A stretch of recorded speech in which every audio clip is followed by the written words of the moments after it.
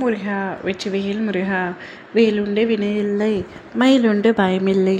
என் அன்பு தங்கமே, உனக்கு பிடித்தவர் உன்னிடம் பேசவில்லை என்று வருத்தத்தில் இருக்கின்றாய்.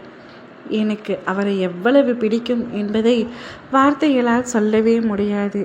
அந்த அளவிற்கு அவர் என்னுடைய மனதில் இருக்கின்றார், என்னுடைய உறவில் இருக்கின்றார், என்னுடைய உயிரில் கலந்திருக்கின்றார் என்று நீ உன் துணையை நினைத்து எவ்வளவு மனவேதனையில் இப்பொழுது இருக்கிறாய் என்று எனக்கு நன்றாக தெரியும் தங்கமே. அவர் உன்னிடத்தில் பேசவில்லை என்று மன வருத்தத்தில் இருக்கின்றாய். எதற்காக பேசவில்லை? உங்கள் இருவருக்குள்ளும் சண்டைகள், அதனால் அவர் உன்னிடத்தில் பேசவில்லை. நீயாக பேச வேண்டும் என்று அவரும், அவராக பேச வேண்டும் என்று நீயும் ஒருவருக்கொருவர் பேசிக்கொள்ளாமல் மனவேதனையில் இருக்கின்றீர்கள். இப்படி இருந்தால் என்ன அர்த்தம்? யாராவது ஒருவர் விட்டு கொடுத்தால் தானே வாழ்க்கை வாழ முடியும்.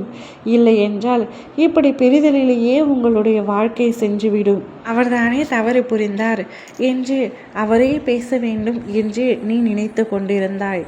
நான் செய்த தவறுக்கு போதுமான அளவிற்கு தண்டனை அனுபவித்து விட்டேன்.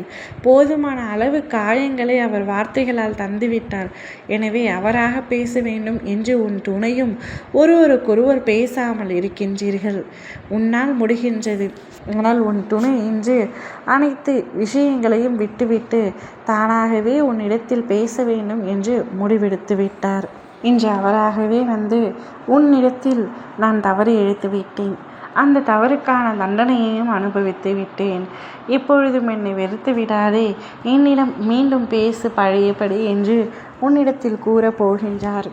அப்பொழுது நீயும் மனமுடைந்து உன் மனதில் உள்ள அனைத்தையும் கூறப்போகின்றாய். கோபம் என்பது எனக்கு இல்லை, ஆனால் நீங்கள் பேச வேண்டும் என்று தான் காத்திருந்தேன் என்று கூறப்போகின்றாய். பாச போராட்டம் இருவருக்குள்ளும் நடைபெறப் போகின்றது. ஒருவருக்கொருவர் விட்டு கொடுத்து செல்லுங்கள் தங்கமி, அதுதான் உன்னுடைய வாழ்க்கைக்கு நல்லது. அவர் இன்று பேசிவிட்டார், அடுத்த சண்டையின் பொழுது நீ பேசு. யார் முதலில் பேச வேண்டும் என்பது முக்கியமல்ல. எந்த உறவுக்கு உள்ளேயும் விரிசல் வந்துவிடக்கூடாது.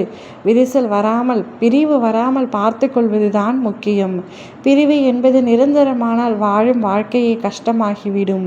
பிரிவு ஏற்படாமல் நிம்மதியாகவும் சந்தோஷமாகவும் வாழ்க்கையை வாழ முயற்சி செய். உன் துணை இன்று உன்னிடத்தில் பேசும் பொழுது உன் மனதில் எழும் மகிழ்ச்சிக்கு அளவே இல்லாமல் இருக்கும். நீ அவ்வளவு சந்தோஷமாக இருப்பாய் என்பது எனக்கு நன்றாக தெரியும்.